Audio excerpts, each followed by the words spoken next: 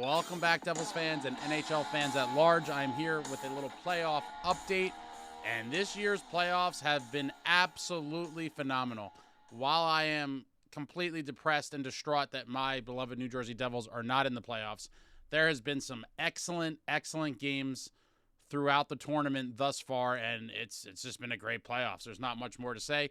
And I will say here, checking in on my bracket that I filled out prior to the series starting, my bracket's looking pretty good, guys. I don't want to jinx it, but there is a potential for me to be perfect in a flawless 8-0 through the first round of the NHL playoffs this season. And thank you. I don't want to celebrate it too much just yet, but as of right now, it's looking really good for my picks. And we'll just kind of recap some of last night's games. The Avalanche all over the Winnipeg Jets, spanking them by a score of 5-1, taking a commanding 3-1 lead in the series. And I will say the story for me, the story of this series is Connor Hellebuyck is just getting lit up. I mean, wow. I know he's been under attack, and the Avalanche have weapons, and they're just firing from everywhere. They had 35 shots on net last night, but my God, where's the Connor Hellebuyck that was here in the regular season? The guy's probably going to win the Vezina. Had an outstanding year, and his performance in the playoffs has just been completely abysmal. I mean, he hasn't gotten a lot of help, but my God, he's getting just completely lit up. I don't know, what this is going to do for his confidence going into next year, but let's just take a look. I mean, his goals against average as of right now is 5.22. Wow. If you told me going into the playoffs that through 4 games, Connor Hellebuyck would have a goals against average of 5.22, I would have said, shut the front door. There's no way that Connor Hellebuyck is going to struggle that much against the Colorado Avalanche. But guess what, guys? He is. I mean, his save percentage is bad as well. I mean, I wouldn't say it's, 870 save percentage is not good, but I feel like the 522 goals against average is a far more, telling stat of a true struggle. I mean, that is just something else. That's, more than double his goals against from the regular season, and it's looking like Colorado's going to make quick and easy work of the Winnipeg Jets. Yeah, I feel bad for their fans. They look super hyped. They do the whiteout in the crowd. They have a crazy crowd outside, pandemonium-like atmosphere. But the Winnipeg Jets are on the ropes, down 3-1 in the series to the Avs, and I'm thinking the Avs might just finish it off in Game 5. We'll have to find out. I'd pick the Avalanche in that series, obviously. And the Jets are in trouble. The Winnipeg Jets are certainly in trouble. And then we go to the Canucks and Preds. And this one I was very torn on. When I was filling out my bracket, I was like, can Saros be the X factor here? I thought the Preds were a very good team. They could be dangerous. And I thought, it wouldn't have shocked me if they made a run to the finals, honestly. But I just felt that the Canucks, with the season they had, they were finally going to kind of get over the hump and make a real run. And last night, they pulled it out by the skin of their teeth. Skin of their teeth. Exciting game. One of the more exciting games of the playoffs so far. They were down 3-1 early on in the third period. Philip Forsberg scored 12 seconds into the period to give Nashville a 3-1 lead. And then at 17-11, so with 2:49 left, Brock Boeser scores. And it's like, all right, the lead's cut to 3-2. They're going to pull the goalie. It could get interesting. We'll see what happens. And then with 8 seconds left, Brock strikes again to tie the game up.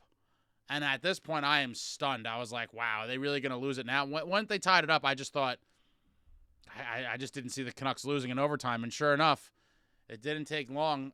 At 1:02, Lindholm buries it, takes the game 4-3 Canucks in overtime, taking the commanding 3-1 series lead. And wow, if you're a Predators fan, you got to be absolutely gutted here. You were a couple minutes away from tying up the series at 2, and that could have been a really interesting scenario, heading into the last 3 games of the series. The Preds would have had a chance for sure to try to find a way to scrape and claw and win the series. But now it just seems like those lackluster few minutes for them cost them the series. They're down 3-1, and I don't see Vancouver blowing it now. But I did pick the Canucks, as you see here in the bracket. That one I really deliberated on. I almost picked the Preds, but I was just like, even with Saros, I just thought the Canucks were just going to be too much for them and ultimately win the series. And it's not looking good for the Preds. Thoughts and prayers to their fans. Down 3-1 right now. And, Canucks looking to close it out in Game 5. We'll see how that goes. And then on to everyone's favorite rival, the team we love to hate, the New York Rangers, looking to complete the sweep in Washington. And they did. They did complete the sweep. Kaapo Kakko scores immediately into the game, 57 seconds, and gives the Rangers the 1-0 lead. Caps tie it up with about 5 minutes left at 1 in the first period. And then a backbreaker on the power play with 16 seconds left in the first period. Vincent Trocheck, this guy has got ice in the veins. This guy is a gamer. Man, I'm jealous. I'm not going to lie, I'm jealous. The Rangers have some just seasoned vets and just weapons up and down their lineup. Trocheck, another one, gets on the board with 16 seconds left. That late goal in the period it's always a kick in the nuts when you could put one on the board on a team in the final 30 seconds, minute of a period. Trocheck on the power play gives them the 2-1 lead. And then in the second period, the Caps' last breath, LaPierre ties it up at 2. And then come out for the third period. The Rangers are just too much. Panarin on the power play, and then Roslovic on the empty net. Game over, series over, and what a pathetic performance by the Washington Capitals. Obviously, I picked the Rangers in this series. I thought they were going to make quick work of them. I thought the Caps might win a game, but Capitals, statistically the worst team to ever make the playoffs, and it showed. They just looked absolutely terrible. I mean, they had some moments within certain games where it was close and they made it interesting, but overall, they just looked like they did not belong. And, that's what happens when you're a historically bad team that makes the playoffs and you play the President's Trophy winner in the New York Rangers. They just took it to them, and now the Rangers are going to sit and wait to see their opponent. Congratulations to the Rangers fans. As much as it kills me, your guys are on to the second round, and you absolutely destroyed the Capitals.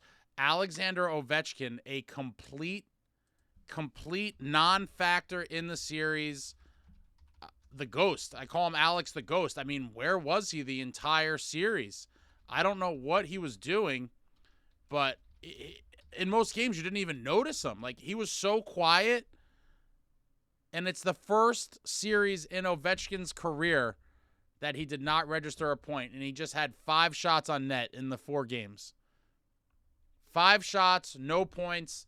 For the first time in his career in a playoff series, Alexander Ovechkin completely stifled by the New York Rangers. And, this is an all-time great that's aging out of the game, guys. Enjoy the time we had watching Ovechkin. He's going to play at least for the next 2 seasons to break Gretzky's goal record. I think he's 42 goals away. So, he's not going to get that next year, barring some miracle of him going on a crazy hot streak. But he will break that in the 25-26 season. Barring an injury or something crazy happening, I fully expect in the 25-26 season for Alexander Ovechkin to become the NHL's all-time leading goal scorer, which is an absolutely phenomenal feat, and tip of the cap to Alex Ovechkin. I mean, if you told me when I was a kid that someone's going to break Gretzky's goal record, I would have said, shut the front door. There's no way that's happening. But here we are. We are knocking on the door of it. A season, and maybe not even too long into the second season. If he could get 28, 30 goals next year, he might be in a position to break it before the holidays of the following season, the 25-26 season. It's an absolutely, amazing testament to the longevity and the level that Ovechkin has been able to play at throughout his career, and he's a freak of nature. He's been one of my favorite players to watch. I always love guys that have the enthusiasm and the tenacity that Ovechkin does. And there's some games where I've seen him go on missions and just look like he was a killer, where he's just throwing the body. He's a big dude, and he could fly. I've seen him crunch people on plenty of occasions, rip his beautiful one-timer from his office there in the circle, and he's been a treat to watch. I feel privileged as a hockey fan to be able to watch his career over the past 20 years, and he'll be breaking that record soon. But as far as him being a top player in this league and a top playoff performer, I think those days are behind him, and we saw the New York Rangers completely render him useless in the series. 5 shots and no points. Wow, that's a really shocking stat, and it just shows, how some of these guys towards the end of their career, they're a shell of them for their former selves. And the Caps got steamrolled. Congratulations to Rangers fans.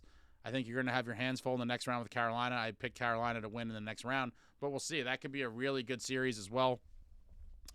And then finally, we head out west for the late night game, which, by the way, I'm like on my sectional, like drinking energy drinks and like trying to stay awake. It's a struggle for an old man like me.